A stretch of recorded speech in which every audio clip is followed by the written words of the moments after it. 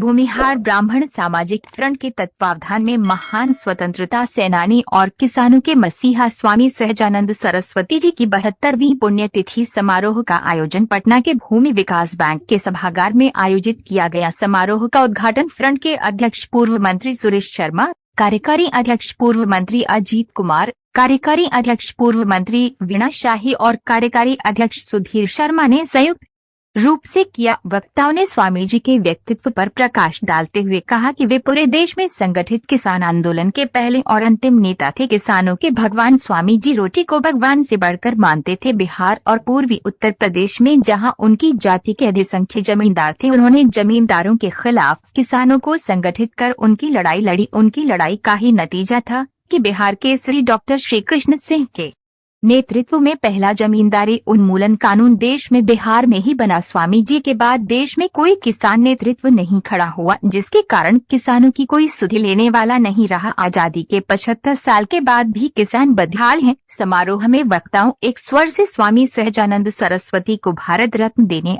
Bihta railway station और airport का नामकरण उनके नाम पर करने की मांग किया। उनके नाम पर पुसाकृति विश्वविद्यालय का नाम करने की भी मांग किया गया।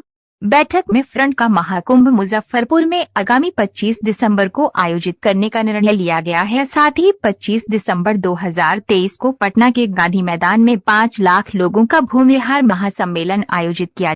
जैसा कि सुधीर जी ने बताया कि किसानों के प्राण और बड़े स्वतंत्रता सेनानी, त्यागी, परोपकारी स्वामी सहजानंद सरस्वती का पुण्यतिथि भूमिहार ब्राह्मण सामाजिक फ्रंट समारोह पूर्वक मना रही है। आज हम सब अपने आदर्श स्वामी जी को श्रद्धांजलि दिया है।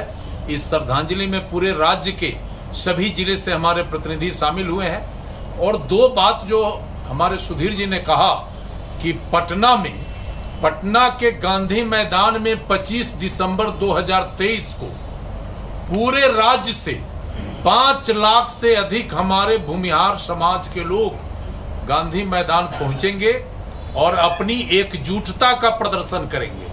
साथ ही ये 25 दिसंबर 2022 को मुजफ्फरपुर के साइंस कॉलेज के मैदान में हमारे समाज का महाकुंभ होगा और इस कुंभ में 50,000 से अधिक प्रतिनिधि पूरे राज्य के शामिल होंगे।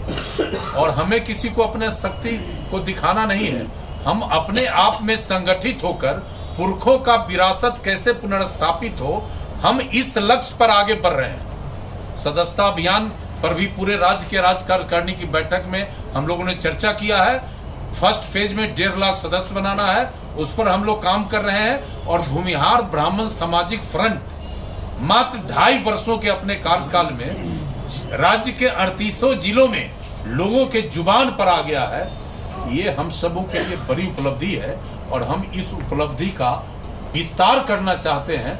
और इसी क्रम में आज स्वामी श्रद्धा जी को नमन करके, स्वामी जी को नमन करके हम लोगों ने आज ये संकल्प लिया है कि अगले 2 महीनों के अंदर पूरे राज्य के पैमाने पर 1.5 लाख सदस्य बनाएंगे। इसी संदर्भ में ये मेरा कार्यक्रम हुआ।